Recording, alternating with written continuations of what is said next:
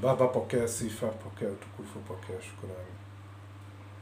Jioni ingine jema, Mwenyezi Mungu, niko mbele yako nikikuomba unibariki.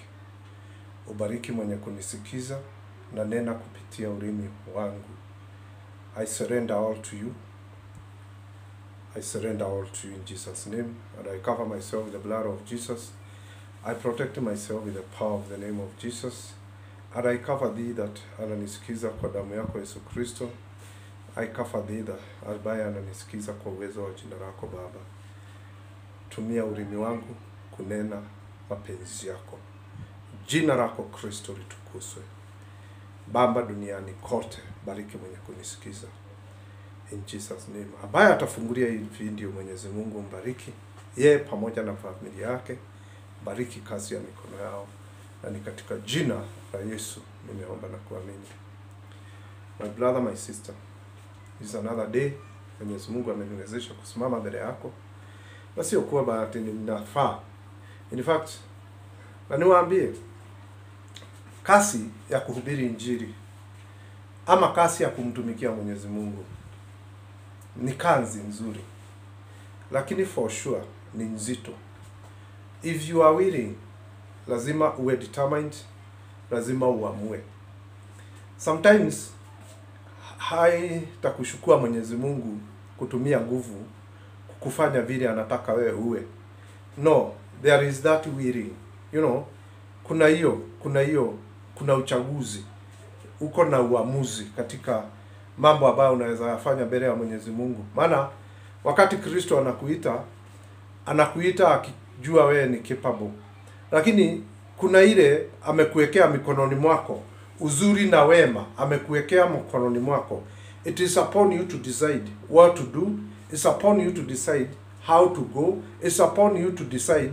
Maana sometimes tunashukua huu uzito wote, tunaona tu ni lazima Mwenyezi Mungu anifanyie hivi, ni lazima nipigwe kiboko, ni lazima nishukue. Hii kazi hatufanyi ati kwa sababu Mwenyezi Mungu ametuita tu. Tunafanya hata na sababu ya kujitolea na kutaka. You know, unajua kuna kazi unaweza fanya iwe hauipendi, lakini kwa sababu ya shida ambayo uko naye inakubidi uifanye. Tutafautisha kati ya kazi ya Mwenyezi Mungu na vile Mwenyezi Mungu anataka umfanyie na zile biashara ama kazi ambazo tunazifanya. Maana maybe kama leo utaajiriwa mahali kuwe kuna watu hawakupendi, na maana hauna namna na unataka pesa, inakubidi ufumilie. Utaajiriwa mahali watu wawe wakikuangalia wanaona haufai, masomo yako haifai. Maybe hujasoma, maybe umesoma sana hawakutaki. Maybe uko na ile favor ya Mwenyezi Mungu. Maana hata kuwa na favor sana ya Mwenyezi Mungu naye inalete kutoelewana na watu duniani, maana wengi hawajakaa vizuri. So utaona sio lazima iwe ukifanya hii kazi ya Mwenyezi Mungu lazima awe ni kama anatumia nguvu kukutumia wewe. Haina baraka, haina hata kidogo kugojea Mwenyezi Mungu akutumie kwa nguvu. Nimejionea hii na watu wengi. Mtu anasema, "Hey, I'm willing, but mwili wangu hutaki." Mwenyezi Mungu siyafanye kitu ifanyike. Kama ni yeye siyafanye ABCD. There is that willing heart. Na nikisema willing heart, you know, hakuna unajua Mwenyezi Mungu Kristo hayuko upande ule kuwa offender. Jesus is not on the other side. Ati saa yote amesimama hapo na kiboko ati juu lazima akupige kila siku. Lazima tuelewe kuna njia ambazo zinafaa kwa yule ambaye ameokoka.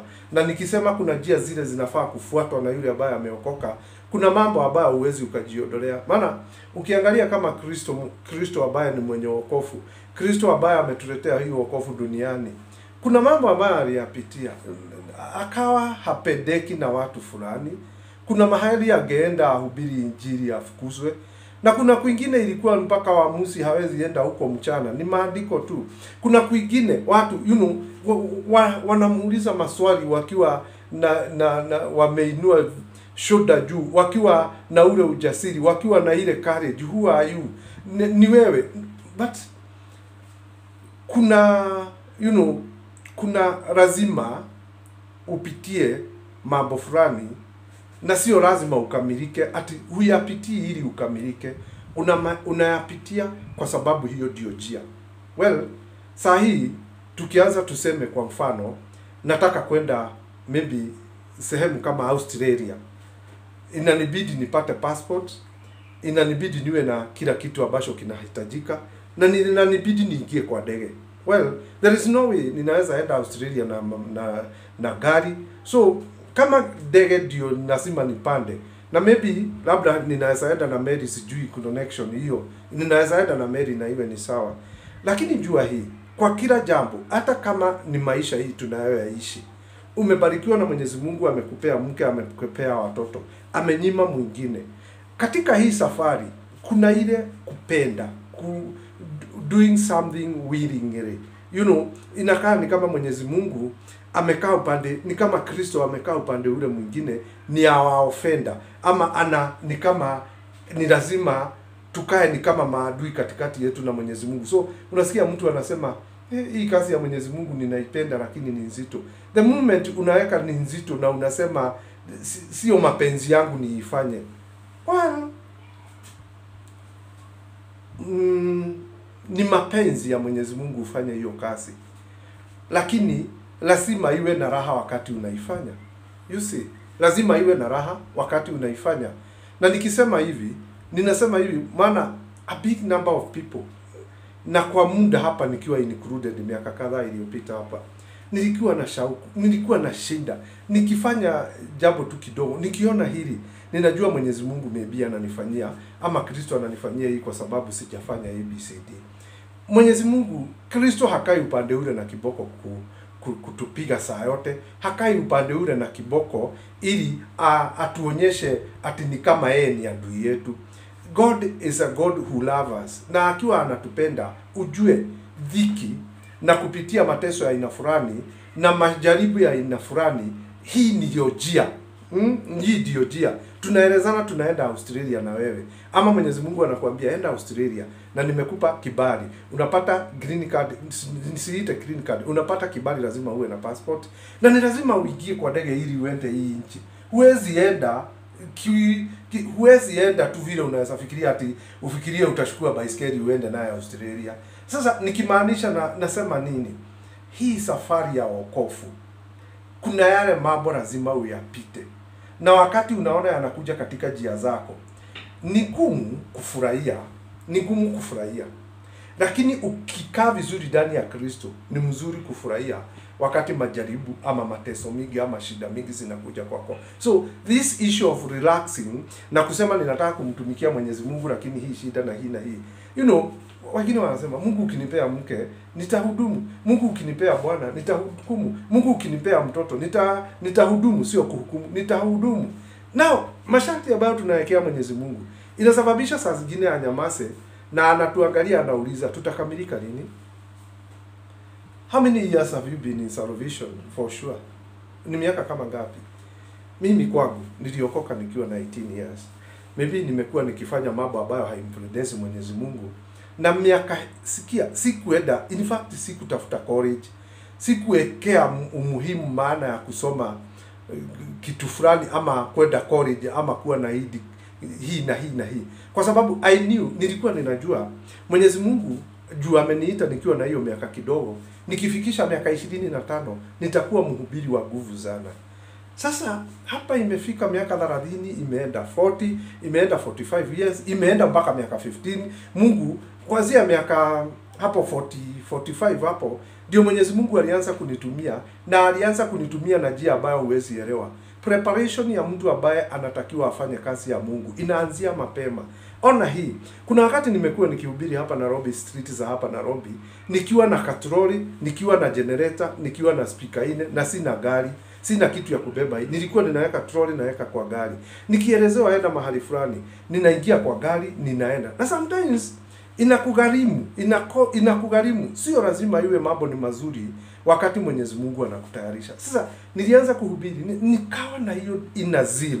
Nataka kuhubiri hii injili na nikawa kama mjinga. Nikipata tu pesa kidogo injili. In fact nilikuwa ninahubiri kama mara 3 kwa siku moja kwa street za Nairobi. Now Hawa watu ambao unaona ni wakubwa wahubiri, hawa ambao unaona wana shine, wale unajua, wale unaweza count this and this and this, wakikuelezea ile maisha ambayo wamepitia. Mtu anaanzia kwao nyumbani, maybe masomo pesa inakosa, anakuja town urban, anaajiriwa all sort of kazi. Na sisemi maid, wengine unakuta ni hoka abaya anasuburiwa na kajo kila saa. Wengine unakuta anakaa mpaka siku mbili wanakaa kwa rumu moja. Kuna huyu mmoja alikuwa ananiambia, tulikuwa tunaishi Mathare, tulikuwa godoro moja na tuko watu 6. Sasa badala ya kulala vizuri vile inatakikana mkiwa street kwa hii godoro ya 6, wanalala horizontally. Mtu bora tu kifua na mpaka nusu iwe imelalia juu ya mattress, huko kwingine mmeweka carton huko. Ninakumbuka wakati nilianza hii kukaa maisha sasa nikiwa independent Nakuru, nikapewa mahali ya kukaa na mtu, tulikuwa tunalalia ile mkeka, hakuwa na ile mpaka hakuwa na godoro na alikuwa anafanya kazi, tunajifunika. Sasa hii issue ya kutaka Mwenyezi Mungu akutumie bila kupitia ile njia inatakikana inasumbua Wakristo wengi. Maana mimi nataka nikiingia kwa kanisa leo, for example kama ile ninapata mhubiri wangu wako na platform nzuri, ukijua mahali ametoka, na mimi nataka all of a sudden nikikaa hapo nitumike, nipandishwe cheo, nipandishwe hivyo, niende hivyo, saa hiyo nyingine ni mimi naashiwa kanisa, saa hiyo nyingine ni mimi nafunguliwa kanisa. Kuna haja ya kukunywa kikombe kingine. Na nikisema hivyo nasema hivi kwa nini? Preparation of someone ambaye Mwenyezi Mungu anahitaji, in fact anapitia mambo mengine. Hebu fikiria wakati Elijah alikuwa anaenda kwa nyumba ya mama ambaye alikuwa amebakisha uga tu kidogo yeye na mtoto wake. Niulize, Elijah alikuwa ametoka wapi? Maana yeye hakuwa na chakula zake, alikuwa anaenda safari. Mpaka akaingia kwa huyu mama, akawa ile kitu amebakisha nikaunga kidogo tu wakule yeye na pamoja na mtoto akufe. Lakini huyu mtumishi wa Mungu akamwambia, nitengenezee mimi kwanza, alafu mtengeneze hiyo ingine yenu. Unataka kuniambia Elijah alikuwa na pesa alikuwa amebakisha, ama ilikuwa ni Elisha? I think Elijah. Unataka kuniambia alikuwa na kitu alikuwa amebakisha na kwa mfuko inambidi aende kwa yule mama, alikuwa amebakisha kitu? Angalia hii. Na wakati mwingine Elijah huyu akawa mahali fulani, akawa analetewa chakula na kuguru ni kitu tunaitanga kigogo kwa Kikuyu. Inakuanga na kitu ya white hapa, ni nyondea ina fulani. Na ndio ile inasemekana inakaa miaka mingi duniani. Hiyo ndio ilikuwa inapelekea yule mzee akiwa pale anaenda safari ya mlimani mahali fulani akutane na Mungu. Elijah, amuka ukule na ukunywe. Analetewa na kuguru. Hebu niambie, kiwango ya Mwenyezi Mungu kukuona huko na jaa ina hii mpaka anatuma nyonde ikuje ikuletee chakula. Unataka kuniambia ni kuzuri? Now, why do you want? Kwa nini unataka kutumikia Mwenyezi Mungu na iwe so comfort, na iwe so comfortable wakati unafanya hii kazi, iwe hakuna question, hakuna mashida, unataka tu iende vizuri. Ukifaa nguo, ukiingia kwa gari, hakuna mahali unataka matatu ikwame. Ukiingia katika kwenda kanisa, hakuna mahali unataka usimamishwe na mtu. Ukiingia kanisani, lazima ukuwe na nafasi yako na unapewa. Hii kutembea hii tunaita namna gani? Nitahitaji comfortable zone katika wokovu, comfortable zone katika utumishi.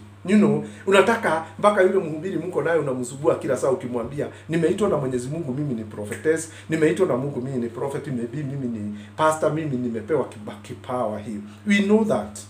Tunajua umeitwa, lakini kuna gharama. Na hii gharama, ndugu yangu, Kristo anakuambia, si uvumilie twende safari. How do you see this? Elijah was the John the Baptist. John the Baptist was Elijah, according to the scripture. Na hii Yesu alisema, indeed they didn't knew. Ana akasema, if they knew, kama wangelijua John the Baptist ndiye Elijah.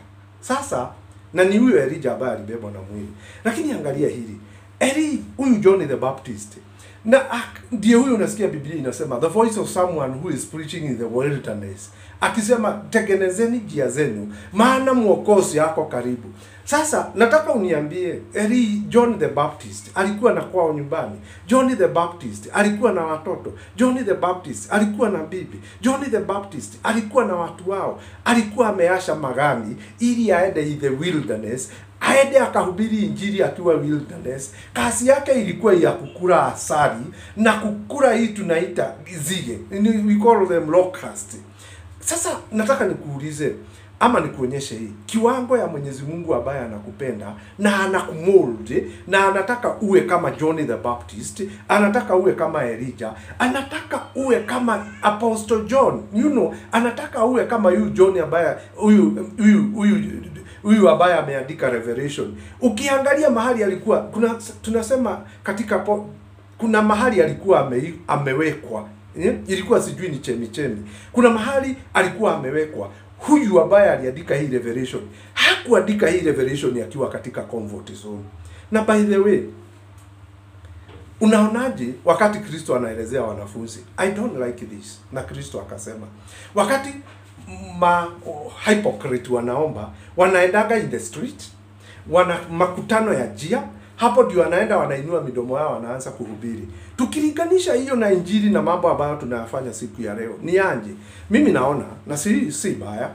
Wewe unatoka hapa, unaenda mahali ni prayer camp. Tuseme tunaitaka prayer camp. Mnasema kuna mahali tunaendaka kama sehemu fulani. Sijui kuna mahali kuna kuanga na nyumba ya maombi ambayo tunaendaka sehemu fulani. Samani sisi wakati wetu tulikuwa tunaenda Karura Forest, kulikuwa na cave. Lakini ona hili, kuna katika hizi sehemu ambazo tunaenda kuabudu ama tunaenda kukutana ili tuombe Mungu, ni sawa. Lakini lazima uipe. Angalia hii, uhamba wa neno unasababisha wengine wanakulia, na ni sawa. Ukienda hii sehemu unaenda kufunga na kubali, jisikatai. Lakini sehemu ambayo unaenda kuna biashara ya aina fulani ambayo inaendelea, na ni katikati ya yule ameitengeneza na yeye mwenyewe. Sasa wewe ukiingia kwa ile gate lazima utoe pesa ili ulipe ili uingie, na uwe unalipa maybe pesa fulani kila siku wakati utakaa hapo. Sasa nataka nikuje hapa. Kristo naye akawauliza na akaambia wanafunzi, ukitaka kuomba usiwe kama manafiki ambao wanaenda kwa makutano ya njia, wanainua sauti yao, wanaanza kuomba wakiomba. Ingia, unajua na ujue tofauti ya mtu ambaye anaenda katikati ya barabara ama makutano ya barabara kuomba. Kuna tofauti ya kuomba na kuna tofauti ya mtu ambaye anaenda kuhubiri injili.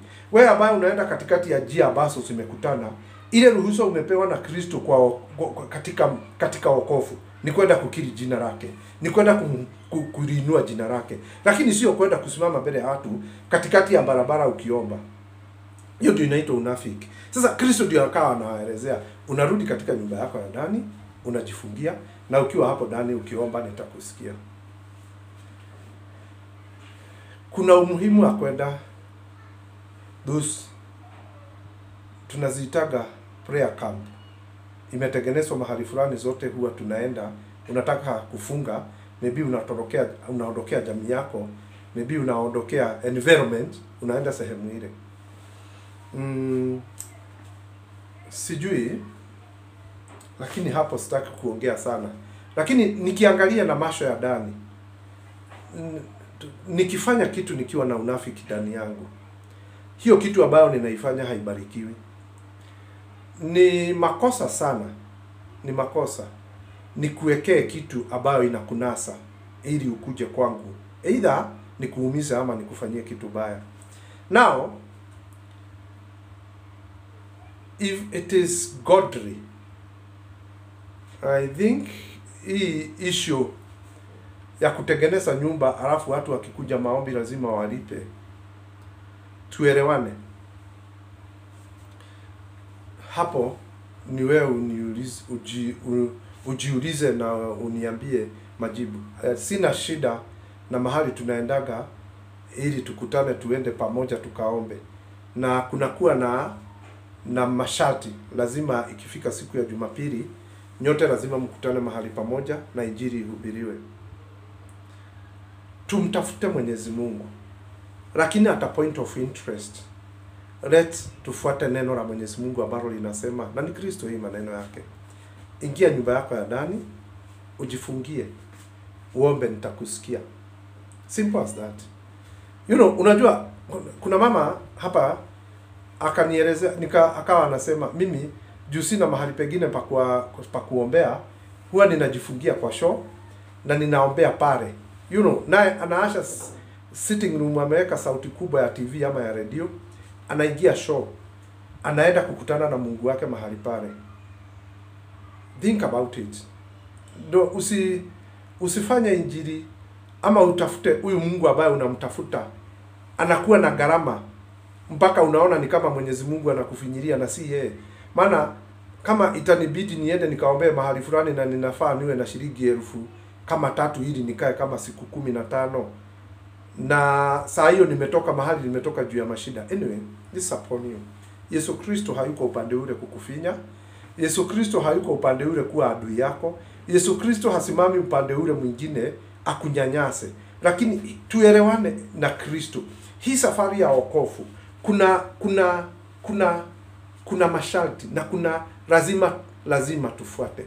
Mimi nikitaka kukufikia wewe, inanibidi nichukue hii kamera, inanibidi nichukue muda wangu, inanibidi nisimame hapa mbele yako niongee maneno, alafu inanibidi nichukue data, inanibidi niweke ndani, nitume iende YouTube ili kufikie. Kuna masharti, kuna njia ambayo inafaa kufuatwa na mtu ambaye anataka kufanya kazi ya video, ama mtu ambaye anataka kuwa katika mitandao. Lazima ufuate sheria zile. Na naye hii ya Mwenyezi Mungu lazima kuwe na hatua ambazo inafaa.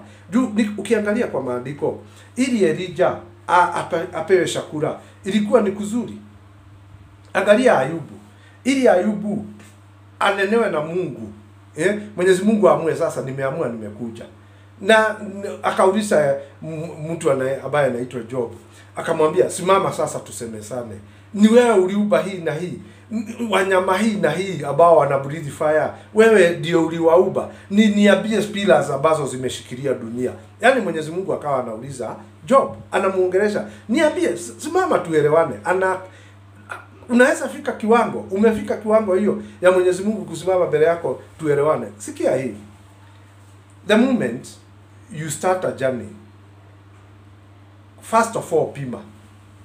Na kupima ni journey ya wokovu ni kuwa na Kristo ndani yako.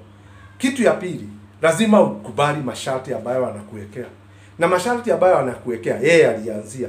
Maana niambie ilikuwa kiwango gani ili Yesu Kristo anaubeba msalaba, alafu unafika mahali pengine anaanguka, anainuka naye anapigwa, anafika mahali pengine anaanguka, mpaka wale ambao walikuwa wanamsukuma na hii msalaba wakaona wameshoka sana, wakamuita mtu mwingine wakamwambia kuja umsaidie. Hii njia hii ya wokovu haina comfort vile unataka. Haina, unahitaji leo ufunge, ukule, mambo yako yawe sawa sawa. Nini sikatai. Lakini kuna wakati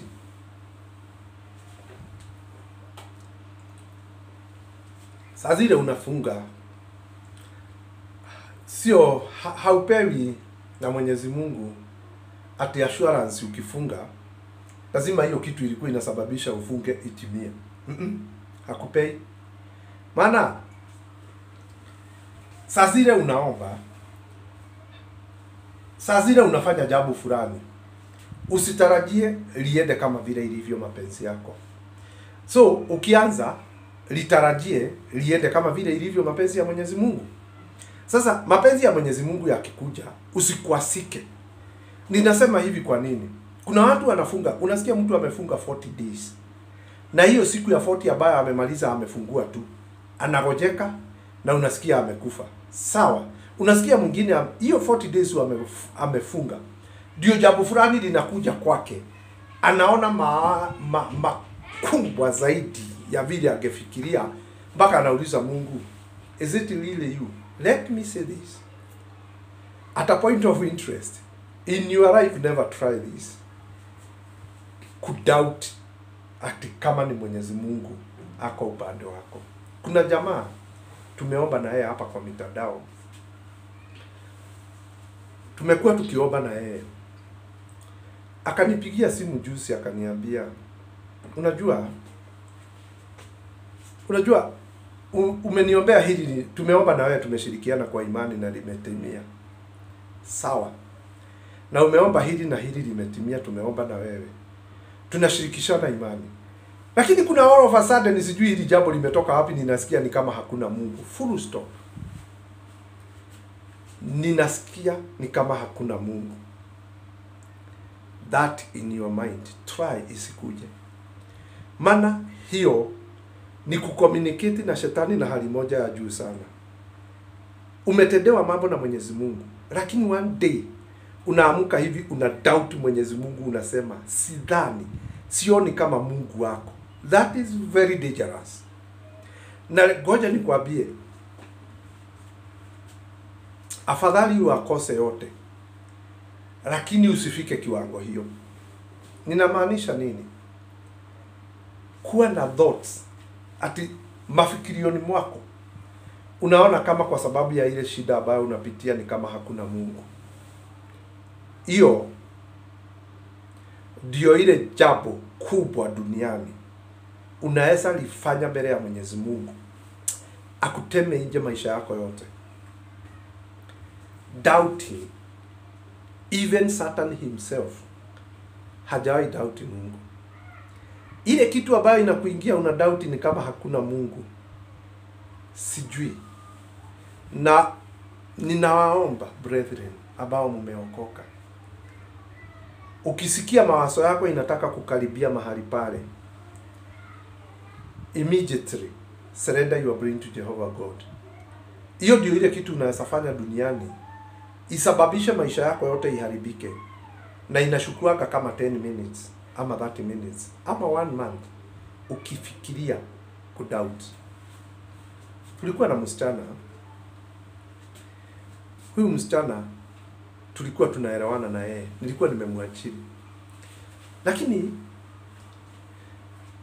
mimi nikiwa nimeokoka na yeye akiwa ana imani nusu, akawa ananiambia, pastor, mimi siamini kuna Mungu. Nikawa namuuliza kwa nini?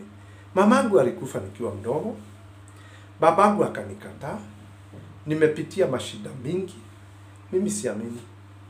Sasa unajua, na unipende, Biblia inasema mmoja wenu ambaye yako katika imani ya ukweli ya Kristo akibackslide, amkatae Mungu na arudi nyuma, maandiko inasema haufai kumuguza ama kumsalimia na mkono yako. Now to the person that doubts whether there is God, anakuwaga dangerous kushinda yule mtu ambaye amebackslide. Sasa huyu msichana wangu nikamwajiri. Kila saa tukikutana na yeye, juu nilikuwa nimempea kasi na nilikuwa ninamheshimu, na maana alikuwa ametoka kwa sehemu ambayo iko na shida, nikamuinua ili nimsaidie kibiashara na ainuke, nisione akiteseka vile nilikuwa ninateseka nikiwa sina kasi, na nikienda kwa babangu hataki kunisaidia hata kidogo. Sasa nikamsaidia, lakini kuna kitu moja alikuwa anafanya. Tukiongea sana ananiambia ninaona ni kama hakuna Mungu. Ninamuuliza why? Kwa sababu ya hili na hili na hili. Alikuwa anaweka mawazo yake na shida zake juu. Now huyu msichana akaendelea namna ile. Sikuwa na ile understanding the danger there is ya kusikiza mtu ambaye anasema hakuna Mungu, ana doubt Mungu. The danger there is. Na hao ndio watu wengi duniani. Wanakuuliza, hii injili unasemanga, hii Yesu unaona, hii Yesu unaabudu, anakusaidia nini? Na mimi ndio unakuja kuniambia unataka hii na hii. Don't limit the God that you don't know you. Ati hana uwezo kwa sababu mke wako anakuja kukuomba pesa na yeye ni muombaji wa kila siku. Kuomba ni sawa, lakini shida ni lazima. Na kama umepewa huyo bibi anakuja kwako, ama huyo bwana anakuja kwako ili umpatie pesa ya kukula ama umsaidie, usijilimit. Wakati unamwambia wewe unaombaga kila saa hapa, kwani Mungu wako hasikiagi? Si wewe unakujaga kwangu wakati uko na shida. The moment unasema hiyo, unajiigiza katika klasi ya kuwa Mungu katika huyo mtu, na hiyo ni dangerous. Sasa huyo mama ni msichana, akawa ananiambia hakuna Mungu. If I knew, kama ningelijua, hii ndio conversation ambayo Mwenyezi Mungu anakataza mwanadamu kusikiza. Kuna mambo ambayo Mwenyezi Mungu anakuambia, ikifika hapo inuka uondoke, usisikie hiyo conversation. Hello, nikaa namsikiza. Sasa huyu mama ikafika wakati nikawa namuuliza, shida yako ni gani? nataka Bwana, nataka Bwana. Yaani yeye alikuwa anaona msaada wake wote unaweza toka tu kwa Bwana. Na ikafika akaolewa na akawa sawa. Lakini sikia hii. The moment you doubt your God, hiyo ndio kitu dangerous ambayo unaweza fanya katika maisha yako. Na hii ni kitu inafanyika na watu wengi. Paka wengine unaona wana imani ya hali ya juu, wanamdoubt Mungu. Doubting your God. I think kudoubt Mungu ni afadhali kuwa umekufa kuliko ukiwa hai na udoubt Mungu wako. I might put it like that. Na inaweza kuwa haiwezi pendeza wewe, lakini hivyo ndivyo ilivyo. Kudoubt Mungu, it is better uwe umekufa badala ya kudoubt Mungu wako. Na nikisema hivyo, kwa nini nasema hivi? Hata shetani yeye mwenyewe, shetani, although wa evil above and this down, dunia, hadauti Mungu. Maana anajua ni uwezo. Alimdauti kidogo akasema, hebu nijaribu kupindua hii serikali ya mbinguni. Naye Mwenyezi Mungu akasimama, akamwambia sio hivyo, na akahukumiwa. Doubting inaleta hukumu kwa maisha yako automatically. Wash yourself. Na nikisema hivyo, ninasema maana a bit 70% ya watu ambao wameokoka sometimes wanadoubt Mungu. Na that is very dangerous. Na inaweza leta curse kwako ambao hakuna mtu atakuondolea. Waacha hizi mnasema generation curses. Doubting your God is very dangerous. Huyu msichana akapata Bwana na akaolewa. Goja sasa apate mimba na ikawa inamsubua. Sasa hii mimba imekuja na amepewa na Mungu Bwana na amepewa mimba na Mungu. Sasa ameanza kusubuliwa na ile mimba hata kabla hajazaa. Anatumana maombi, simuniombee hii shida. Alikuwa ananiambia, si uniombee hii shida. Sasa hii ya kupata mimba hatukuwa na yeye. Lakini kuna mambo alikuwa ananiambia, niombee ili hii shida iondoke. Ngoja, alipopata Bwana akapata mimba. Sijui angetumana maombi yake wapi. Maana alikuwa anasema hakuna Mungu. Ngoja asae mtoto. Niseme hii. Zaidi ya miaka 6. Huyo msichana anakunywa kikombe ya maneno ambayo alikuwa anacheza akiyaongea. I doubt. Ninaona kama Mungu hayuko upande wangu. Yes, anajua Mungu wako, lakini anamdoubt. Hiyo kikombe, hiyo maneno ambayo alikuwa ananena, amejaribu kuyarevoke. Lakini imekuja kwa maisha yake. Amepata mtoto. Huyu mtoto anagojeka kila saa. Kila daktari, kila saa hawezi maliza miezi 2 kabla hajaenda hospitali. Na anaraswa Kenyatta. Anakaa wiki 2, wiki 3. Ameolewa na Bwana. Kazi yake ni hospitali ije. Sasa junua kanisa fulani ambayo ninajua, wakati anatumana maombi kanisani anasema aombewe. Ataombewa kwa nani ambaye alimdoubt? Ndivyo hapo Kristo anakuangalia hivi, anakunyamazia tu. Alafu anasema ngoja nikubariki na hii. Alafu tuone ni namna gani. Sasa huyu dada anaenda kanisani kutumana maombi. Ataombewa kwa nani? Never in your life doubt your God. Na kama inafika kiwango hiyo, it is better ukufe kabla hauja doubt your God. Unajua mimi sikuwa ninakuja kwa hii platform kuhubiri. Nilikuwa ninakuja kutoa ushuhuda tangu mwanzo. Na niwaambie hii, Kristo alikuwa anakuja kwangu akiwa kama John. Lakini yeye hakuwa John, alikuwa Kristo. So msaada wako watoka wapi? Watoka kwa Kristo. Kristo ndiye alijifanya John kwetu town ili anifikie mimi na watu wengine. Lakini yeye si John, yeye ni Kristo. So unapomuaddress muite Jesus Christ. Mwanzo, katikati na mwisho, ni yeye kila kitu. Brethren, twendeni mbinguni. Hakuna kitu mzuri utapata hii dunia. Kuna tajiri amekufa hapa kwetu Kenya. Na ujue Mungu ni wa nguvu. Amezikwa. Wakati moja aliongea kwa station fulani akasema, nimeona umuhimu wa kuwa na bibi. Why? Akiwa hospitali, marafiki ambao wanaamini hawakuji kumwangalia, watu ambao wanapendana na yeye hawakuji kumwangalia. Akiwa katika hiyo hospitali, kuna watu wengine ambao wamelazwa katika hiyo hospitali na wako na mabibi. Hawana pesa kama yeye, lakini amelala kwa private room yake ile. Lakini juu iko na vioo anajionea huko nje na anajionea vile kunaenda. Ama anaamuka tu wakati anatembea hapo apate hewa. Akienda kwa hizo room zingine kwa hospitali, anapata wamama ambao wamekuja kuangalia mabwana zao wakiwa so comfortable kwa kitanda, hawana kitu. Yeye ni tajiri na hakuna mtu alikuwa anakuja kumwangalia kwa hospitali isipokuwa wale ameajiri. Siku moja akasema, nimeona umuhimu wa kuwa na bibi, lakini hakuoa.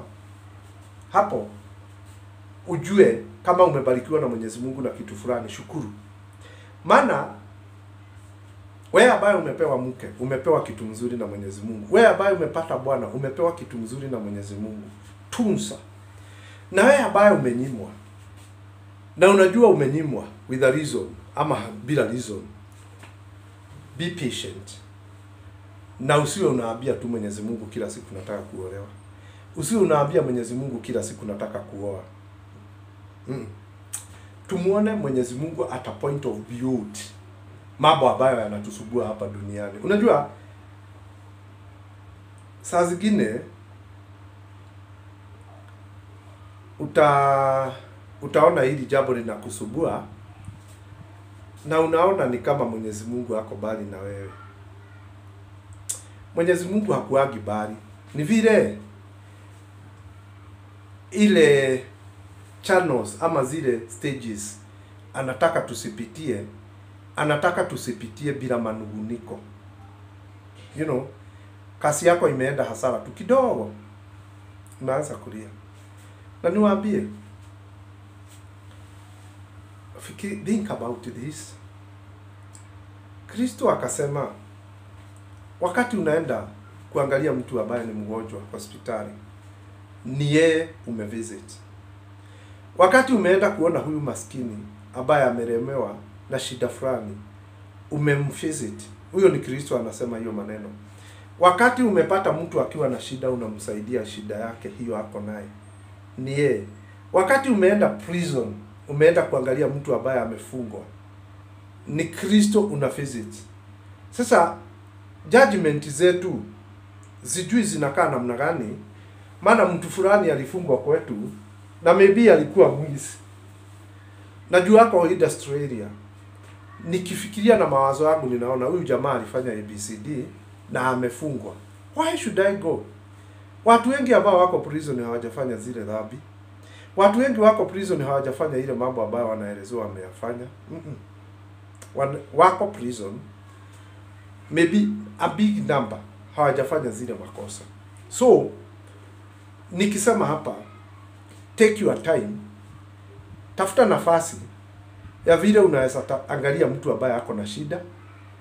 Kuna hawa mama ambao ni wajane na sio .com, maana kuna miaka ambayo imeelezewa na maandiko. Kuna watoto ambao wako na shida na si mapenzi yao. You know, kuna watu wako prison na si mapenzi yao. What do you do for the... Unafanyia Mungu kitu gani in fact? Yani unafanyia Mungu kitu gani? Na nikiuliza hivyo nauliza juu sometimes tunakuwa welevu sana wa kuquestion kila kitu. Na hiyo sio Mungu. Be like a fool ambaye anafanya kitu hajui maana yake na anaifanya tu. Hajui maana yake, anaifanya tu. You know, na uwe kama mwenda azimu ambaye haogopi chochote. You know, wakati hapa mnasema kuna mnyama inakula ama kuna mnyama kali, utapata mwenda azimu tu hata hajui na anaenda tu. Na saa hiyo anakutana na huo mnyama. Mwenyezi Mungu anasababisha hiyo kitu tu, hata huo mnyama usimuone ama usimuulize. Na angalia hivyo, kwa sababu tuna country huku ambako kuna maumbwa. Unakuta boma ya fulani iko na umbwa kali. Unapata tu mtu anapita hapo tu, yeye hana shughuli, yeye ni careless. Ni mlevi, hana mambo, na maumbwa hamuulizi. Wewe ukienda ukiwa normal, inakushambulia. Why? Doubt your God not. Na nikisema namna hiyo, ninasema maana Mwenyezi Mungu analia kwa sababu yetu. Anasema, kwa nini mnatashwishi? Kwa nini mna doubt mioyoni mwenu ni mimi? Unajua, tunaangalia mambo na environment ama mazingira ambayo tuko naye. Naye Mwenyezi Mungu hataki tutumie mazingira katika mambo ambayo tuna judge ama mambo ambayo tunayafanya. Fanya kitu ukijua ni Mwenyezi Mungu amekuambia. Hebu nikuulize, unaona kama ni gumu Mwenyezi Mungu kukunenea na akwambie fanya hili na hili, kwa nini anakunyamazia na hakuelezei? Na wewe muombaji namba 1. Unajua ni kwa nini? Might zako zimekuwa occupied na power fulani ya kishetani ya kukuonyesha hiyo unatakiwa kufanya ni irrelevant. Hello, ni irrelevant.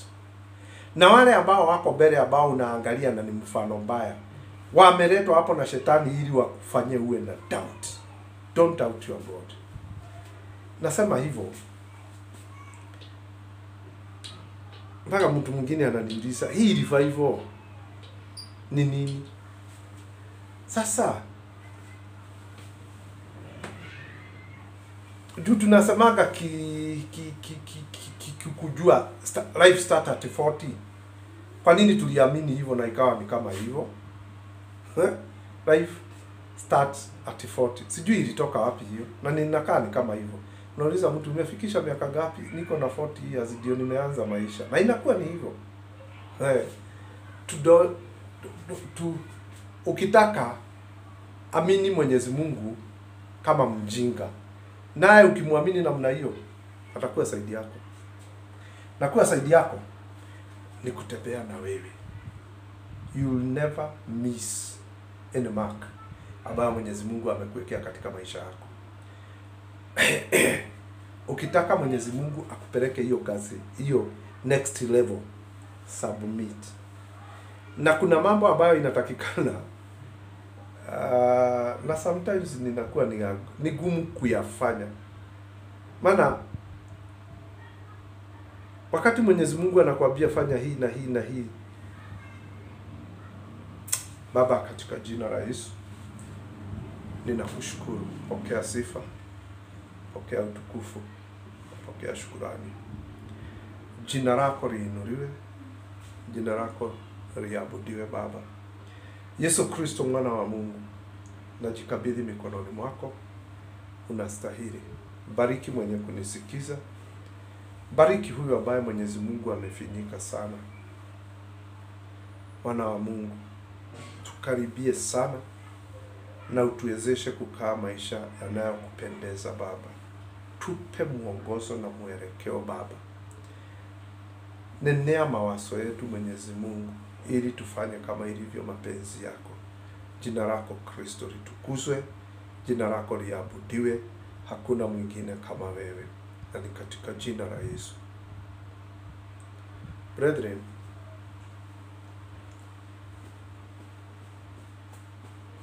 unajua huwa nasema Kristo huwa anatembea na mimi.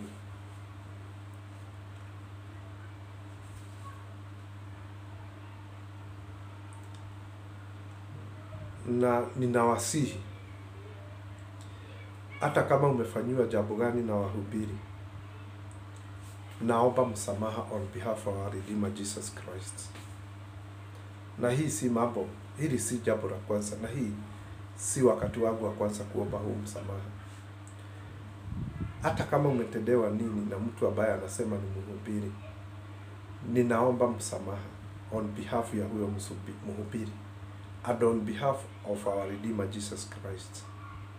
Mwenyezi Mungu anasema ameona ambao amewaita na wanafaa kuonyesha kondoo wengi wamekuwa umbwa mwitu.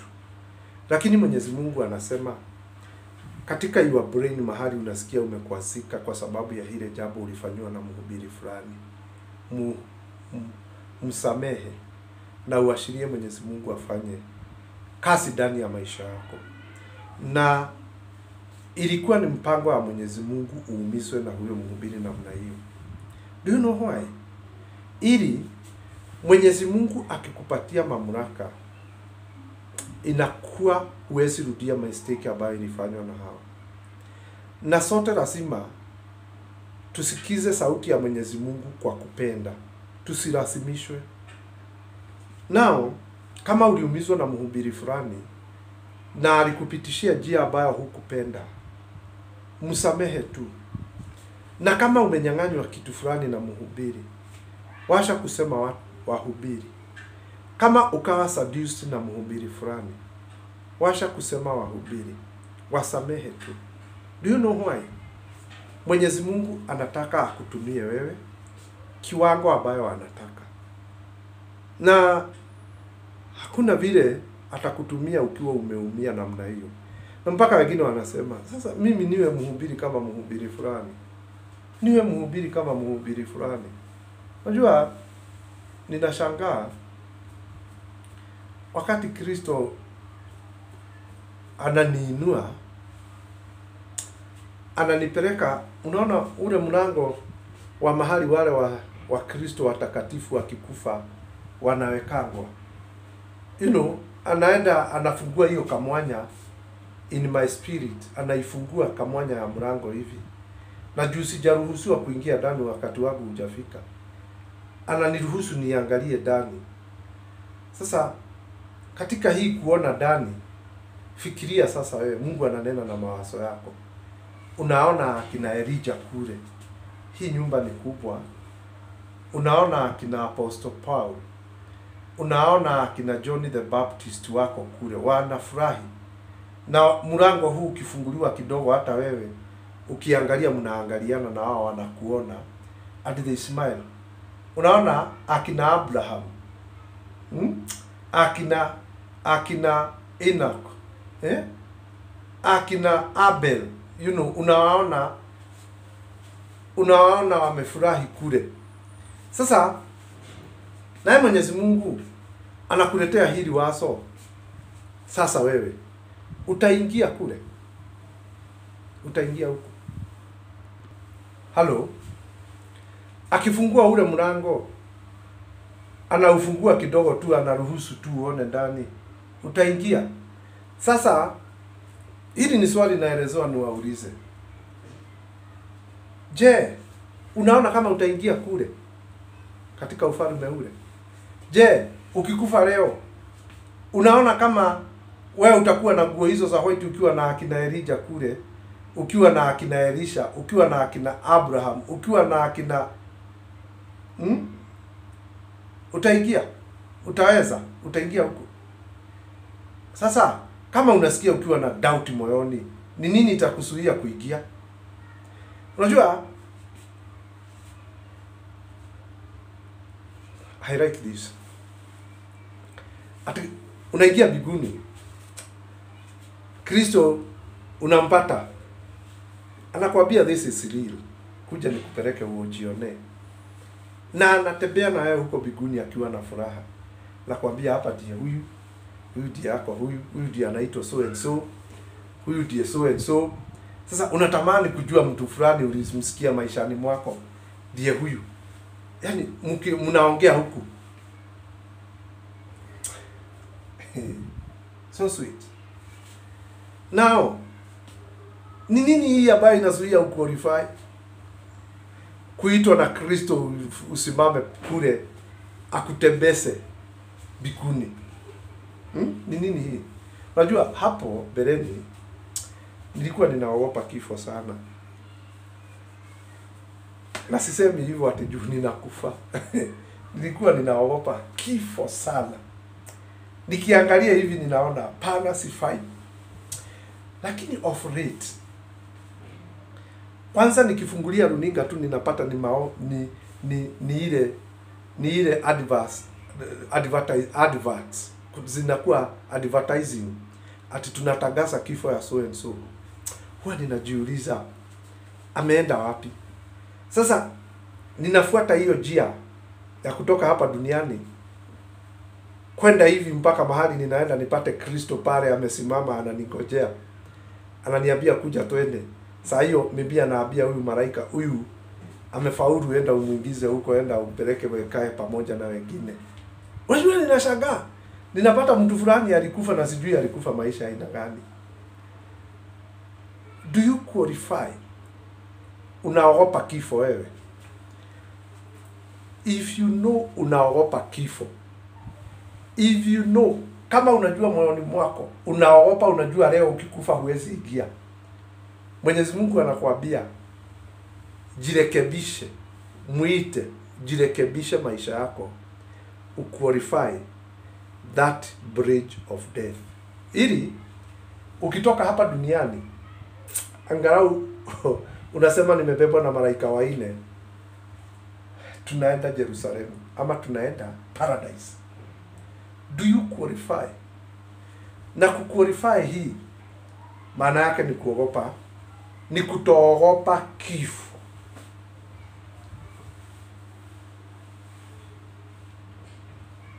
Na ndio unaendaka saa zingine unaona mtu akikufa anarusha miguu, wengine wanapiga duru, wengine wanakataa. Maana malaika wakikuja tu hawakuwaki na story mingi, tumebeba huyu tunabeba. Sasa ukiona maisha yako haijakaa mzuri na unajua hauko umekaa vizuri, mtu huwa ana resist. Unasema siendi. Siendi na siendi. Siendi. Unaogopa kifo. Huyu Kristo anakuuliza unaogopa kifo. Kama unajua unaogopa kifo, jaribu na uombe Mungu na ukae vizuri, ushinde beyond kifo, ushinde. Ili saa hii tunaongea na wewe, mimi niko very comfortable na hii kitu haijatendeka kwangu kutoka zamani. Sijakaa na hii. Hata mimi nilikuwa naogopa kama wewe. Mpaka saa zile nasikia presence ya Kristo ananikaribia, ninakuwa na uoga mwingi. Na kinibeba leo akose kunirudisha, nitaenda wapi?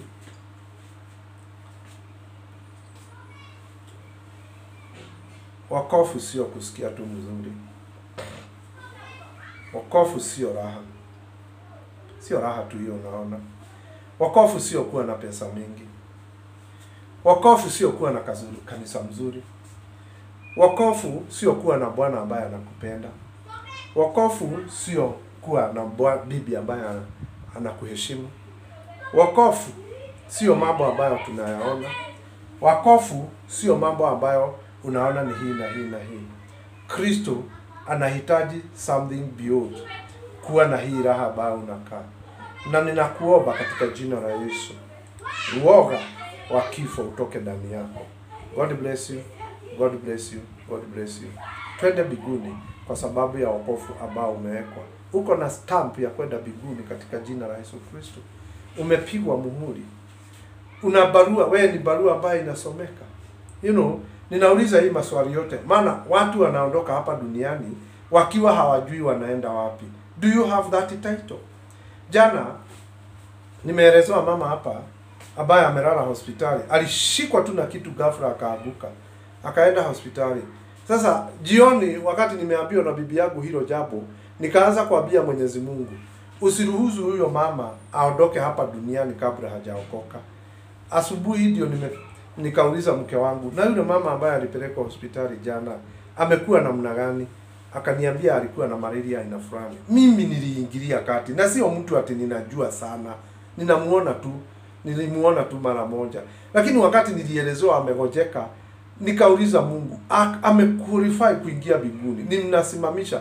You know, tukiongea na bibi yangu usiku ananiambia, unajua huyo mama aliasha, baba yao alikufa akawasha wakiwa wadogo. Ikaniguza.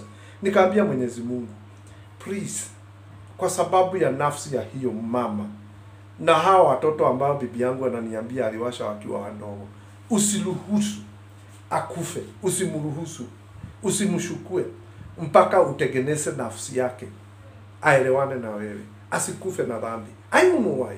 Sasa asubuhi nikamuuliza amekuaje yule alipelekwa hospitali, akaniambia ilikuwa ni malaria na ni kama amejisikia. Brother, do you qualify? Saa hii ukianguka ukufe, unaona kama utaingia mbinguni? Unajua sometimes tunaonaga mbinguni asifu ni bali. Na niwaambie ni hapa tu. Hapa mbinguni. In fact ni kama ni mahali tuna Kristo anakuambia twende, inachukua sekondi kama 2 unafika. Na ukiangalia nyuma unaona dunia ikiwa dogo kama mpira. Do you qualify? Na nini na mimi tunatakikana mbinguni. Lakini nimekwambia hivi, uoga wa kifo ama uoga wa kuondoka duniani ikiwa sija qualify umeniondokea hapa kama miezi 4-5 imepita. Mpaka nikihubiri, mpaka nikitoa ushuhuda nilikuwa na uoga sana. Mungu, nisitoe huu ushuhuda wote alafu iwe ni siku zako za kunibeba kutoka duniani zimefika. Mungu ni mwema juu niko siku ya leo. Na mimi naomba tu Mwenyezi Mungu akutumie wewe, akuweke maki ambayo inawezesha uingie mbinguni. Unajua tunaongeanga na nyinyi asifu ni discussion niko naye hapa, asifu hakuna kitu, lakini ile kitu huwa ninajua, ninajisikia ndani yangu, najua Kristo yuko. Saa zile natoa point ambayo ama jitu ambayo inakuguza, huwa ninajua, ikitoka tu ninajua. So do you qualify ati leo ukikufa utaenda mbinguni? Do you qualify ati ukibebwa na Kristo atakwambia mwanangu umefanya vizuri, nikuja nikupeleke mahali wengine? Maana hii issue ya mtu mtakatifu kutoka duniani kuingia mpaka mahali paradise wengine wako inafanywa na Kristo. Sometimes unafaulu, unafika tu katika mlango ya mbinguni pale, unapelekwa hapo na malaika. Kristo Kristo anakujanga kukualika kwa mlango hapo. Nakwambia you have qualified, kuja nikupeleke. Anatembea na wewe hiyo safari mpaka anakuingiza paradise. Sasa ukiingizwa paradise unakutana na wengine. Na mjue wale ambao akina Musa, akina Elijah, akina Elisha wanakuaga na uamuzi na mambo ambayo yanafanyika. Maana Kristo huwa anawauliza, anawanenea, anakaa na wao, wanaongea mawili matatu. Sometimes decisions za mambo ambayo mnaona inafanyika hapa duniani, Kristo anawashirikisha, anaongea ABCD. Why do I say you have a portion, uko na mahali katika Mungu wewe ambaye unakubali kukaa maisha matakatifu. Je, ukikufa leo ubebo na ile kamashera ya malaika 4, ufike pale kwa ule mlango ufunguliwe, utaalikwa na Kristo ili uingie? Kama unaona hautaalikwa, uko na uoga na uko na tashwishi, tengeneza mienendo yako. Na hii environment tuko naye inatuletea shida sana. Inatuletea shida. Na nilisema hii, washa kusubuana na mambo mingi. Angalia matajiri. Kama mtu duniani mtajiri kabisa anajulikana wanaashana na bibi yake kwa sababu ya mpango wa kando, kwani inaenda vizuri? Mpango wa kando unasababisha mtu duniani ndiye tajiri, wanafanya ile kitu tunaita taraka kwa sababu ya kuonekana na msichana ama kuonekana na mpango wa kando. Siishi maisha mazuri. Ukiingia katika mlango wa mbinguni unakuta Kristo amekukojea. Anasema mumeleta Martin, dumu kuja. Nimekukojea na nimeona sasa nikulete hapa ili ukojee pamoja na wengine. Mimi sitaki kwenda haraka. Maana kuna mambo nataka kujionea nikiwa na huu hai. Na sijui kwa nini Mwenyezi Mungu ananionyesha the moon, huu mwezi ukiwa wa red, ukiwa na tudoti 8 ikiwa red. Sijui maana yake hii ni nini. Nimejaribu kuomba. Na unajua Biblia inasema siku za mwisho mwezi utakuwa red. Na unajua kuna mahali itafika hizi nyota mnaonaga kutoka mbinguni sianguke hapa duniani. Je, utakuwako? Kuna hii wakati wa persecution. Sikia hivi. Tumeomba na mama moja hapa, hako nchi fulani ama hako sehemu fulani. Akaniambia ngoja nikwambie hii kitu moja. Na hii nimeona usiku ya leo. Mwenyezi Mungu akaniambia leo the angel, I don't know the angel ambaye anaweka watu alama ya 666. Sasa hapa sijui kama ametoka kwa wapi, Hapo sijui juu nilisikuona hiyo. Lakini ile kitu niliona katika maisha yetu ambayo tunaishi siku ya leo. Unajua hizi 6 ni 3. 6 ni 3. Sasa kuna wakati wa 6 ya kwanza kuandikwa, na kuna wakati 6 ya pili kuandikwa, na kuna wakati 6 ya tatu kuandikwa katika uso wa mtu ama katika maisha ya mtu. Sasa leo hii Kristo akanionyesha 6 ya kwanza imeanza kuandikwa kwa watu fulani duniani. Sasa swali sikuuliza na sikuelewa, akanionyesha, unaona nyakati hizi tunaishi ndugu. 6 ya kwanza imeandikwa kwa watu wengi. 6 ya kwanza. Na unajua hii, kuna watu ambao wameandikwa hii 6 kwa miili yao, na already wameonyeshwa na Mwenyezi Mungu, na wanapewa warning, wanaambiwa 6 ya kwanza imeandikwa katika maisha yako. Ukitaka kuivuta kaa maisha matakatifu. Sasa Kristo akaniambia 6 ya kwanza ambayo ni 6 imeanza kuandikwa kwa maisha ya watu leo. Imeandikwa 6 ya kwanza. Sasa sijui muda ambao utakayeshukuriwa na Mwenyezi Mungu ili 6 ya pili iandikwe na 6 ya tatu iandikwe. Na juu kutoka wakati John the Baptist ama Kristo alihubiri hapa duniani ni kama miaka 2000 imeisha, na akasema nyakati za mwisho itakuwa watu watakuwa wenye kupenda pesa, watu watakuwa watu wamejipenda, watu watakuwa, msikuwe na shida na hiyo kelele inakuwa nje, ni watoto na jutuko na watoto katika plot. Sitaki kufunga hii video maana kuna kitu Mwenyezi Mungu amenisaidia nimalize naye hapa. 6 ya kwanza imeandikwa kwa maisha wengi ya watu. Sasa kama 6 ya kwanza imeandikwa, hata tukitengenezewa barabara hapa na hao washaina wanatengeneza, wanaanzanga na daraja. Mahali wanataka kutengeneza barabara, lazima atengeneze daraja ja kwanza ili hivi vitu vingine ifuate. Tunaulizaka sasa hapa itakuwa namna gani? Kama Kristo ananiambia 6 ya kwanza imeandikwa, sijui itachukua muda gani ili 6 ya pili iandikwe kwa uso wa mtu na 6 ya tatu. Sasa between now na 6 ya tatu iandikwe, sijui time. Lakini Kristo ananiambia, niliona hiyo kitu siku ya leo. 6 ya kwanza imewekwa kwa watu wengi. Sasa sikia. Tukaomba na mama hapa juzi. Akaniambia, hebu sikia Martin. Ananiita evangelist. Kuna mama nimetuma mtoto wangu ameshukuriwa na shushu yao. Shushu ambaye ni mother in law. Walipoenda kutembea kwa huyu katoto kadogo haka kanamuita shushu, kalienda kutembea. Ati wakiongea yule shushu akatolea, ni wale wa mama ambao ni waite ni wa mama wale wamekomaa, kulingana na vile huyu ananiambia. Akaniambia yule shushu akatolea kale katoto kake kana kamjukuu, akakaonyesha sehemu fulani ya mapanja yake imeandikwa na namba zinakaa ni kama michipa 666 kwa mapanja. Na juu Biblia inasema tutaandika, wale wataandikwa hapa kwa uso, sio kwa mapanja. Ile kitu iko, kuna watu katika maisha yao, unajua kuna watu ambao wameandikwa hiyo 6 na wako miongoni mwetu. Na unajua sasa saa zile anaiangalia mahali imeandikwa, anaiona na anaona alama kweli hii ni 6. Ni kama tattoo amewekwa, haelewi hii imewekwa kwako kwa sababu ya kuwa haukai vizuri. Na sio watu wote ambao hawakai vizuri wamewekwa hii alama 6 ya kwanza imeandikwa sehemu fulani ya mwili yako. Sasa jua hii, ikifika wakati wa 6 ya mwisho kuandikwa katika maisha yako, itakuja hapa kwa uso. Leo hii imeandikwa maybe kwa mapaja yako. Kuna wengine ambao wameandikwa nyuma tumbo, nyuma. Kuna wengine wameandikwa sehemu fulani. Kuna mwingine utaangalia kwa michipa yake hapa nyuma ya mguu, sehemu ya nyuma ya magoti. Ukimwangalia vizuri akitembea, unaona kuna mchipa ambayo imejishora 6. 6 ya kwanza imeandikwa kwa miili ya watu. Tunangojea 6 zingine 2. Sijui itachukua muda gani. Hapo sijui. Lakini tunaelezewa tufanye hesabu.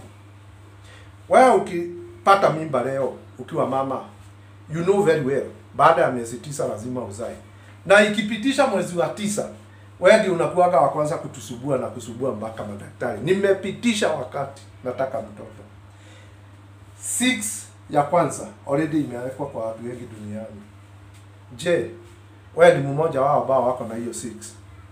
Na unajua tunajifanyaga sana. Tunajifanya sio hivyo. Na waelezea. Unaangalia kwa mchipa yako. Unaangalia vizuri, unaona hii mchipa kuna kakitu imejishora 6. Hiyo nimekuambia mtoto ambaye anaonyesha, tunaitaka gashushu, mjukuu. Akamwambia hebu, ati huyo mama alitoa nguo hivi kidogo akamuonyesha, hebu ona mahali nimeandikwa kitu. Shushu akamwambia, unaona hii nimeandikwa 6 6 6. Na anaona kama ni mchezo. Chunguza mwili wako ujue kama umewekwa hiyo alama. Lakini wanasema hapana, hapa nilitumia chemical fulani, nilienda saluni sijui, nilienda sijui. Brethren, hebu kuweni serious na mambo. Kuweni serious na mambo. Jambo ambalo unaona linatimia katika maisha yako na liko kwa maandiko, ogopa. Kuna watu wamewekwa kwa sababu ya siku baya. Wako. Unasikia anashukua anaua watu. Unaulizwa ni nini? Amewekwa kwa sababu ya huo wakati. Na hii kitu ingine ninaona hii siku hizi. Unaenda kinyusi. Alafu kuna wale unalipishwa kunyolewa nywele kama sisi wanaume area yetu ni shilingi 200. Sasa ukinyolewa kale katoto na nikamsichana na yeye ni mwanaume kana kufanya masaji kwa uso, alafu kana kufungua shati kana kufanya ufanye nguo namna hii, kana kuingiza mkono huko.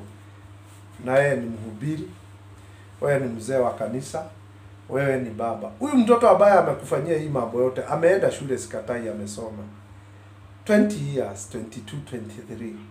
Wewe ni baba ambaye ni zaidi ya 30, 40 years. Unaenda kinyusi, unanyolewa na mtoto huyo, nakubali. Na unanyolewa na kijana vizuri sana. Alafu anakuitia kadada kadogo. Kanakuja kana kufungua shati, unafungua mpaka nusu, alafu unatoa maguo hivi. Kanaanza kukufanya masaji huko, ati ni party ya kunyolewa. Na wewe saa hiyo unafunga macho hapo hivi ukiwa unafumilia, unakaa vizuri. Hiyo kitu haina umungu. Na tuache kusumbuana na Roho Mtakatifu. Wakati unafungulia kifua yako hivi, alafu huyo mtoto wa miaka 22, wewe ni mzazi uko na miaka kama 50 kama mimi. Huyo mtoto anakulalia upande wa nyuma wa mwili na mwili yake yote. Anakulalishia mpaka matiti yake kwa mabega yako, anaanza kukufanya masaji kwa kichwa.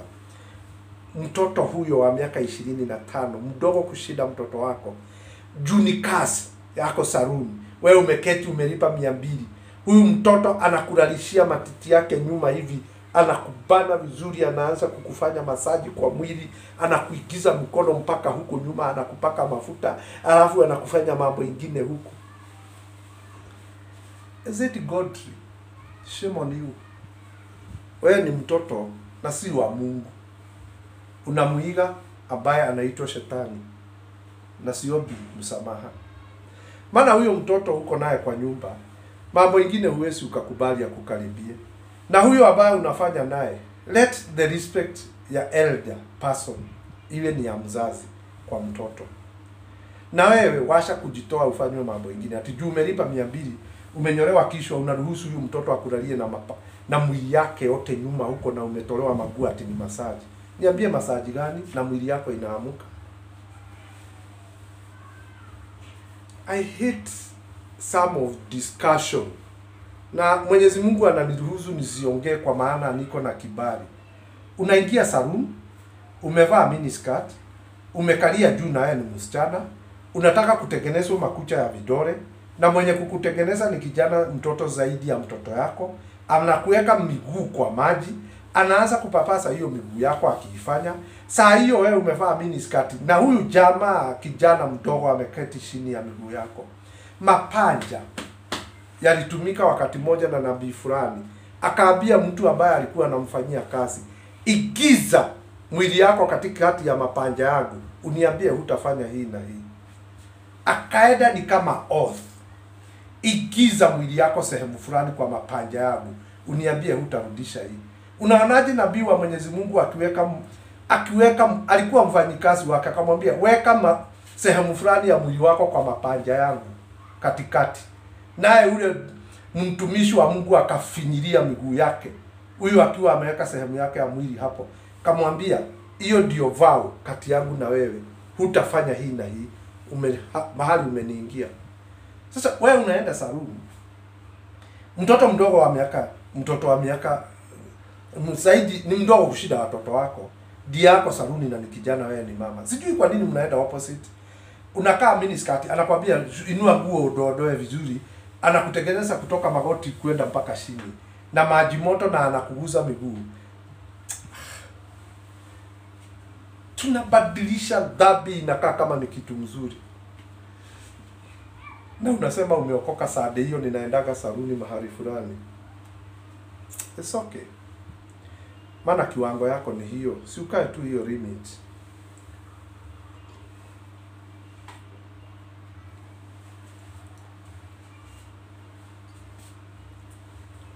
Muniruhusu niwe ninaweka video moja kila wiki. Maana niliona ninatoa video mfululizo. Alafu mtu ananipigia simu ananiambia nina shida hii na hii, namwambia enda kwa video fulani uangalie vile nimesema. Anakuambia unajua zako ni mingi, sijui nitafuatilia na niende gani. Mniruhusu niwe ninatoa video moja kila wiki, hata kama itakuwa ni mrefu kama hii. Juu nimeona tunakimbia sana na tunakula, alafu inakuwa ingine ni kutupa. Brethren, tutumie wakati ambao tumepewa na Mwenyezi Mungu kufanya mambo sawa sawa, kufanya mambo kulingana na mapenzi ya Mungu. 6 ya kwanza imeandikwa, sijui itachukua muda gani 6 ya pili kuandikwa na ya 3. Na nikaona Mwenyezi Mungu ananionyesha mwezi ukiwa red, lakini uko na dot 8. Sijui maana ya hii. Nasikia hii katika maandiko kuna 2 witness ambao wanakuja duniani kabla ya hii dunia kuisha. Kristo anasema hao witness wako duniani. Sijui ni nani na nani. Na kuna wengine wanajipendekeza makuu. Wanasema mimi ndiye Elisha. Sijui mimi nini ndiye fulani. Sijui ni nani na nani. Na might be ni watu hata ambao hatuwajui, hata hawaonekani, lakini they are in our midst. God bless you. God bless you. God bless you. God bless you. Kristo anasema tuwe barua ambayo inasomeka, na tukikaa vizuri atatumia kuleta watu wengi upande wake. Issue ni kumuinua tu. Lift the name of Jesus higher. Lift Jesus higher. Naye atafanya makuu kati yetu. Atainua wengi na atalete wengi upande wetu. Be counted. Ili ukiondoka duniani unarakiwa na Mwenyezi Mungu katika mlango wa kuingia paradise. Kristo anakuambia umefaulu, kuja ukaya wengine hapa mpaka wakati ufike. Moyoni mwako ukisikia kuna hilo jambo linakuonyesha uogopi kifo, mambo mengine umeenda hatua mbele. Lakini kama wewe unasikianga gari itaanguka unalia. Unajua nilikuwa katika hiyo class na si samani. Nilikuwa ninaendesha gari ikifika 100, ninaanza kuona ikitoboka tu mguu tutarol mara 10. Paka nikawa challenge na msichana wangu mmoja. Nikamuuliza, unajua unaweza fanya hii na hii ukufe? Akaniambia, kwani ni nini? Si ni kukufa tu. Mungu akisema nikufe. Full stop. Second born. Na aliongea tu na akaniambia, daddy hiyo ni nini? Akisema nikufe leo, haogopi kifo. Nikawa challenge na huyo mtoto nikashindwa. Huyu ananichallenge ananiambia haogopi kifo. Na saa zile mimi nimeendesha hii gari ikifika speed ya 110. Huwa ninaona asifu inaweza roho. Ni uoga tu. Lakini qualify. Leo hii tunaongea na wewe. Unajua kuna nabii amehubiri hapa akasema kutakuwa na earthquake. Sikatai earthquake inaweza kuja, lakini earthquake ikikuja, hiyo nyumba ambayo unakaa ifunikwe alafu ukufe, utaenda wapi?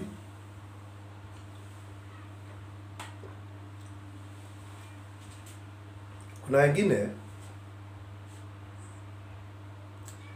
Kristo anasema anawa visit, na katika ile hali ya kuwa visit atawaletea chakula ya mbinguni. Kwa hivyo wakati unajiona unakula hii na hii na unaona ni kitu hujaiona, ujue ni Kristo anakupea chakula ya mbinguni.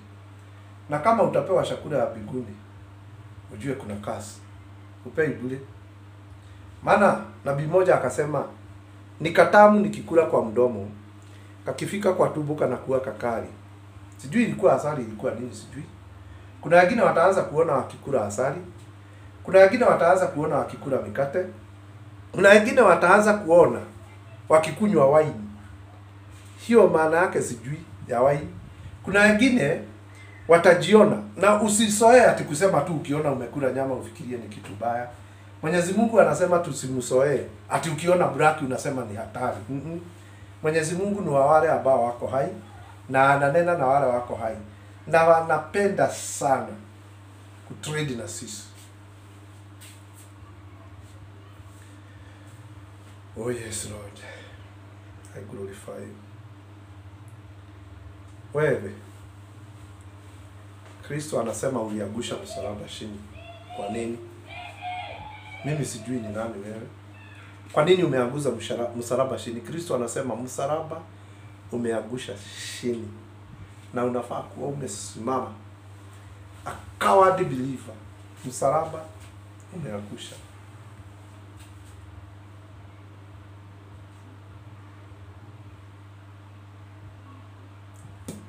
Na sio watu wote wameitwa na Kristo watakuwa pastors. Kuna wengine kazi yao ni kuomba tu. Kuna wengine kazi yao ni kufagia kanisa. Kuna wengine kazi yao ni kazi kama ya Dorcas. So, omba Mungu akuonyeshe mahali unafaa. Usifanye kazi ambayo si yako. Ukifanya kazi ambayo si yako, itakusumbua sana. God bless you. Na nyinyi ambao mmesimama na mimi katika mitandao, umesimama na mimi financially, Mungu awabariki. Haipiti bure. Na kuna wengine wanitumia something, na huwa ninapenda kuandika message. Hata kama hiyo message inapanana sana, huwa napenda kurudisha message. Ukinitumia ukiwa nje, alafu unajua haileti namba yako, niwekee tu ka comment hapo chini.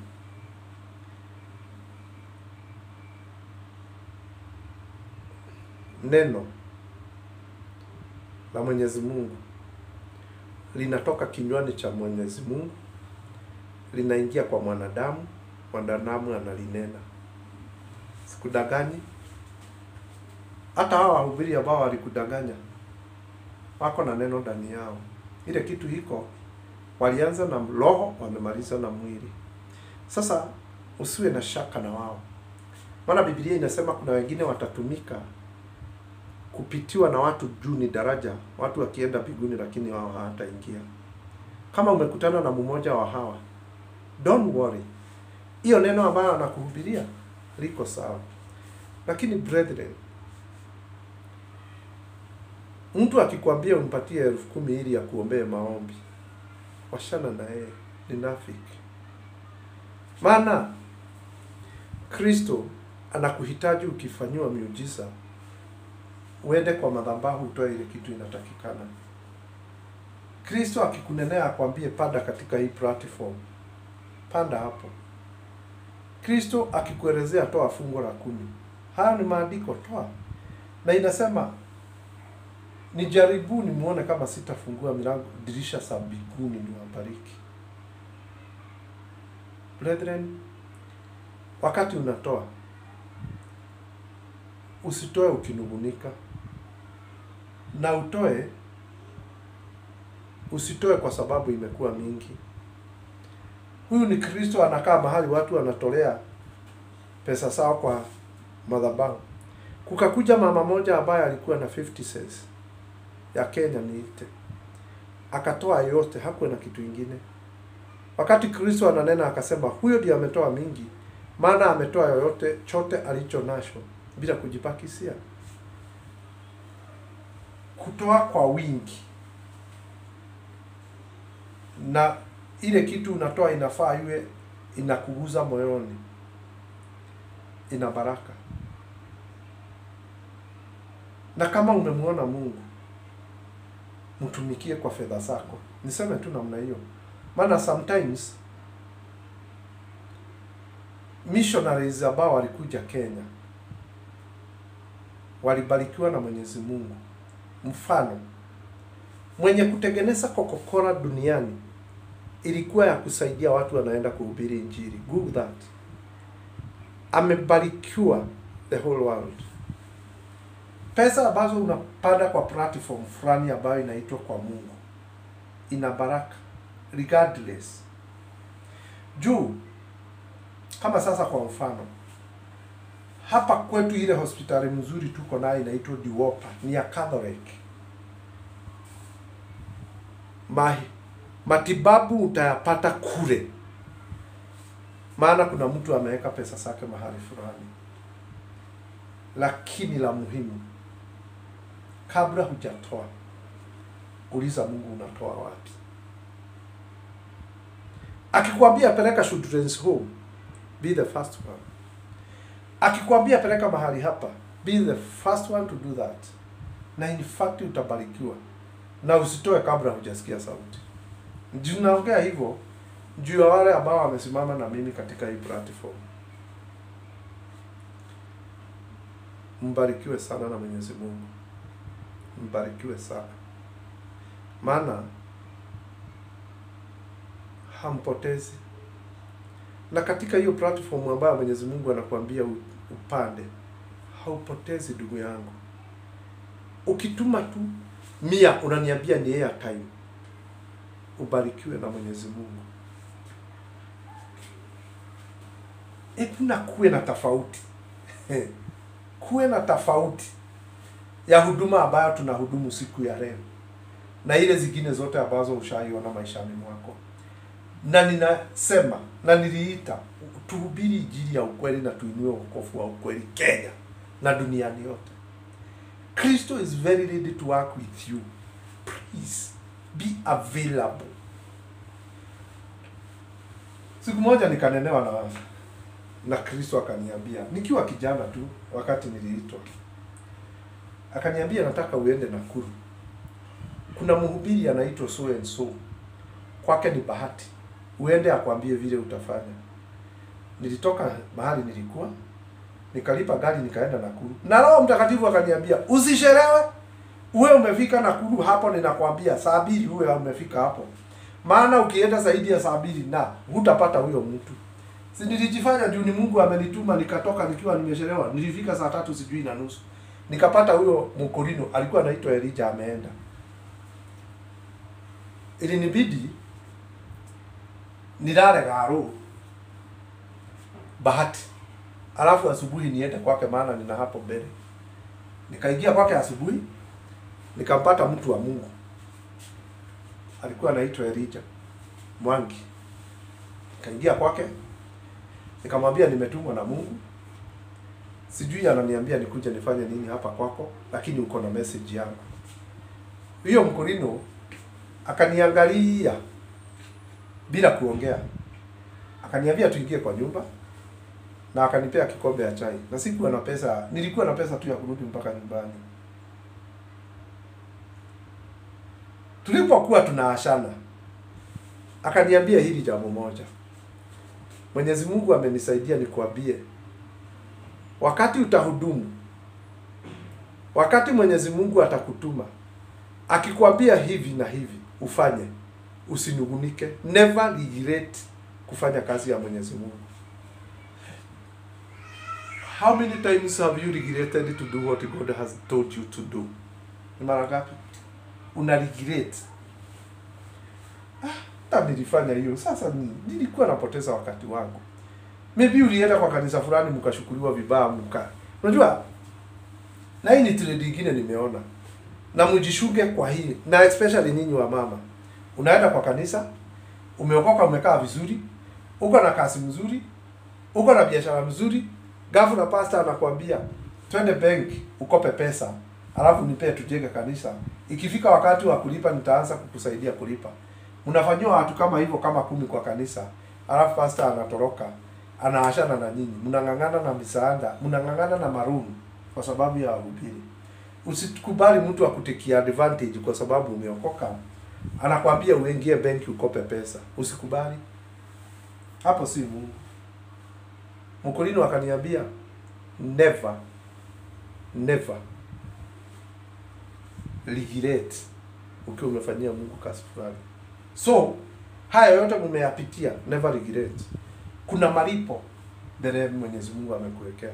Mengine utalipiwa hapa duniani, mengine itakubidi mpaka uende mbinguni ili uyapate ukiwa umeelekewa. Hakuna jambo moja hivi ulifanya hapa duniani kwa sababu ya Kristo utakuta likiwa limeepukiwa, limeondolewa. Utalipa. Na hapo ndio utajua tutakuwa na mataji. Wengine zao zitakuwa zinang'aa, yako itakuwa tu. Maana ulijikireti. Kwa nini nilifanya hii? Kwa nini nilifanya hii? Nilisaidia yeye kwa nini? The moment unasaidia mtu alafu unarevoke, unasema kwa nini nilimsaidia? Unavuta tu mbele ya Mwenyezi Mungu. Inaondolewa. God bless you.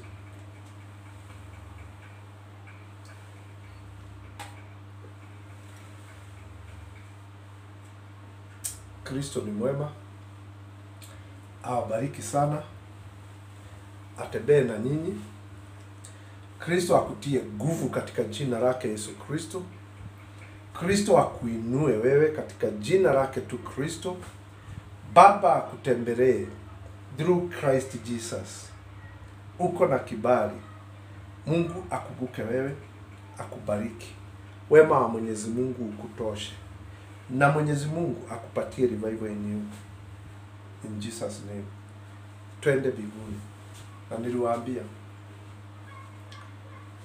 ukibarikiwa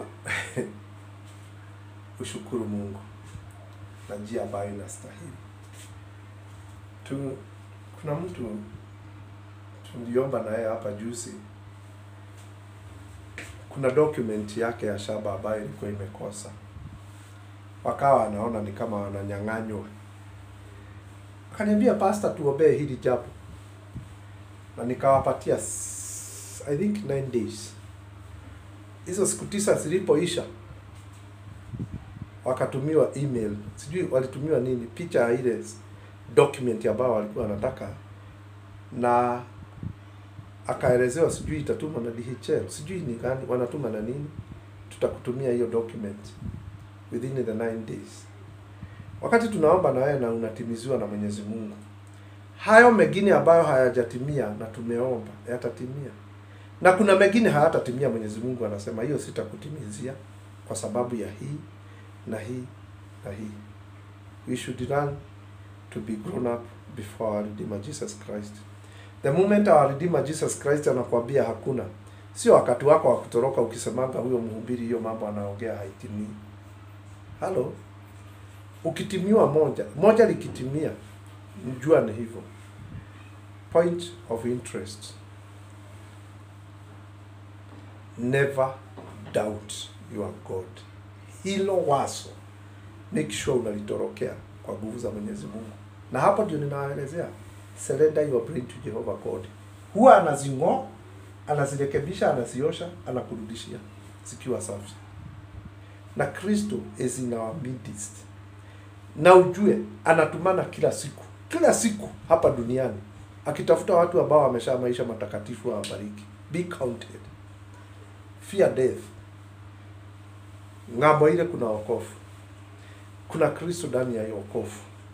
Na kuna uhai wa milele. Tutaishi huko. Nyumba ya gold. God bless you. God bless you. Mungu awabariki. Atendee miujiza.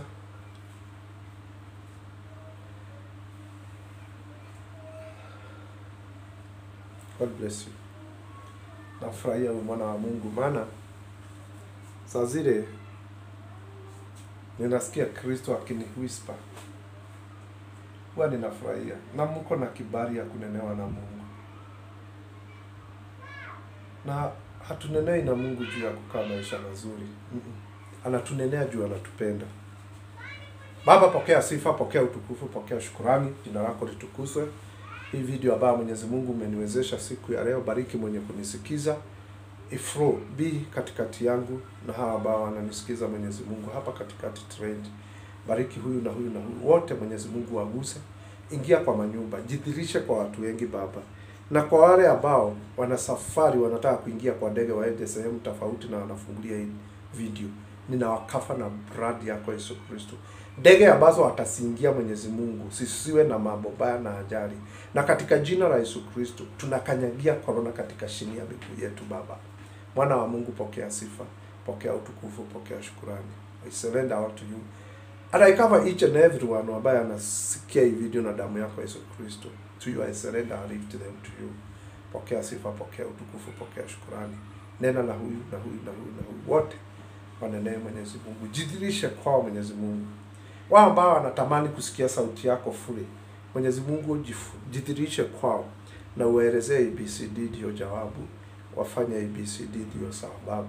Jina lako Kristo liinuliwe, litukuzwe, na hakuna mwingine kama wewe. Na ni katika jina la Yesu nimeomba na kuamini. God bless you. Injili iendelee. Evangelist Martin Ndung'u. Namba yangu ya simu ni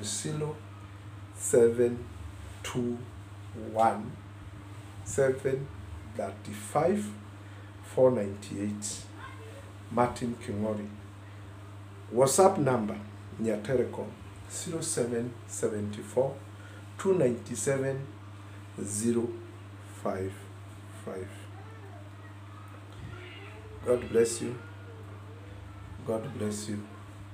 Na ambaye uko na ushuhuda, nipigie simu nielezee, na muwe huru wakati ninatoa hizi maushuhuda. Maana nyinyi ndio mnatendewa na Mwenyezi Mungu pamoja na mimi. You know, nimefika kiwango, nisiseme hiyo, isilete shida mingi, lakini ukitendewa miujiza na Mwenyezi Mungu, nisukumie ushuhuda. Angalau niwezeshe kuwa na nguvu ya kwenda the next step. Maana saa zile unatendewa na Mungu na unanyamaza. Unanyamaza tu. Sio mimi. Unamuinua Kristo, ili angalau na mwingine aweze kufuata hiyo nyayo na aseme, kweli Kristo anatenda siku hizi. Miujiza inatendwa kati yetu. Please, utoe na Mungu atakubariki. God bless you. God bless you. In Jesus name, shalom. Mungu awabariki. Tutaonana na Yesu apewe sifa in Jesus.